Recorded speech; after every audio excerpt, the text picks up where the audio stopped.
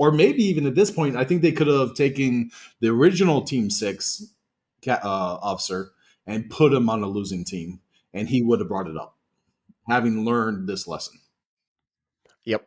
It was that one officer, and it was something about him and the team that he was originally on that they taught each other that important lesson, and that important focus of just looking at what is right in front of them. Like, what is the next step to get there? What is the next step towards our ultimate goal and stuff? Like, if we want to take a step back, like, that's kind of what you want to do as a leader in general, and as for companies and projects and stuff. You want to look and keep an eye. You want to set up and keep an idea in your head of what is the ultimate goal that you're trying to get to.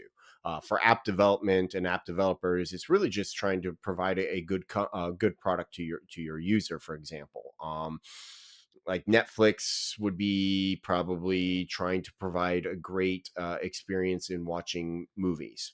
Like that's their ultimate goal.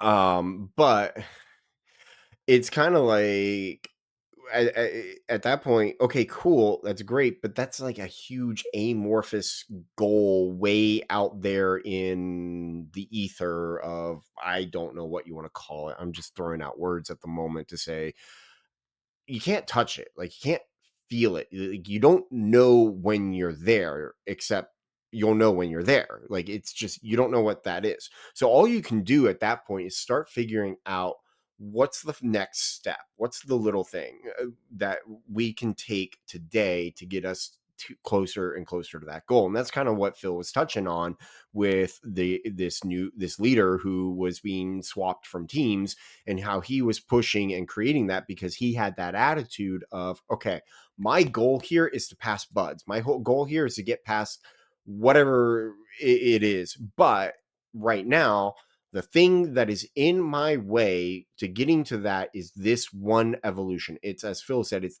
getting up that one hill. So that's how he started motivating and pushing Team Six. The original leader of Team Six, he didn't have that. He kind of had the view of, I guess, of like, oh, this is all of buds. Oh my gosh, this is horrible. Whatever.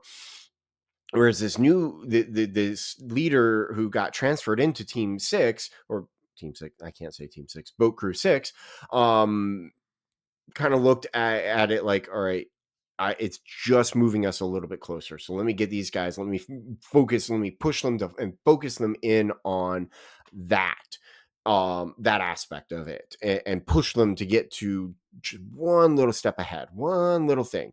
It's kind of cool. And it's kind of like one of the things that they point out in the book is like the single greatest factor for a team's success is the leader. And you can see that very much in this example that they pulled, because just swapping the leaders is what changed everything. Like, just that one little variable. But here's something interesting that we can kind of look at too.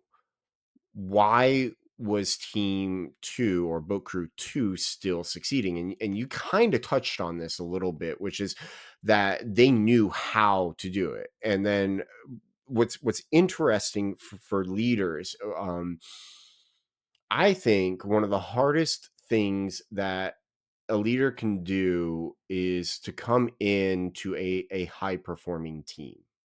I think that is a very difficult thing for a leader to adapt to.